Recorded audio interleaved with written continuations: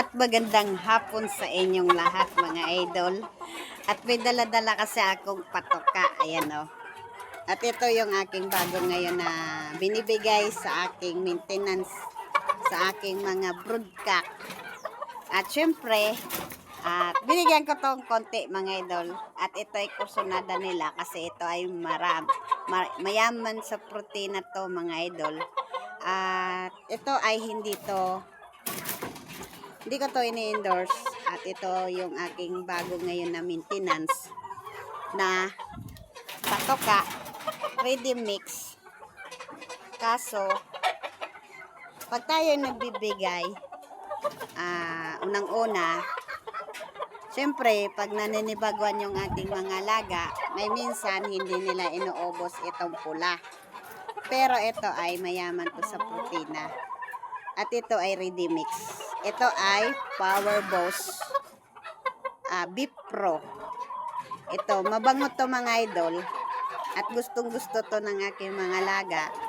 At dati, pag nagbibigay ako ng sa maintenance nito, may minsan hindi inuubos. At alam nyo mga idol, at minsan ito, pinipili nila yung greens. Itong pellets na pula ay hindi nila to inuubos dati.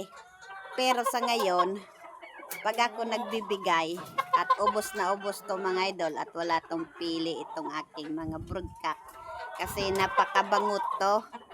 At kaninang umaga din at syempre nagbigay ako kanina ng multivitamins, B-complex plus liver extra gold yung aking binigay kanina. At tignan nyo mga idol. At ito tutukain to. Ayan. Oh.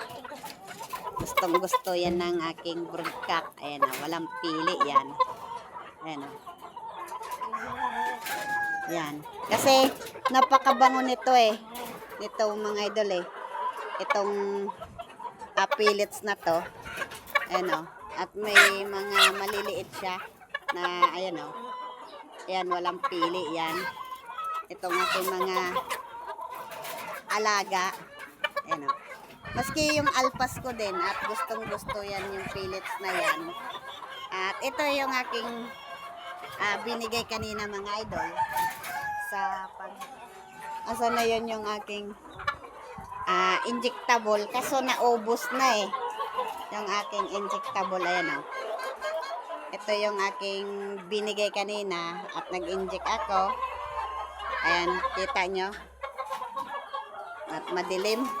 Ayan mga idol, vitamins B complex plus liver extra gold. Yan yung aking tig-inject kanina sa aking mga broodcock.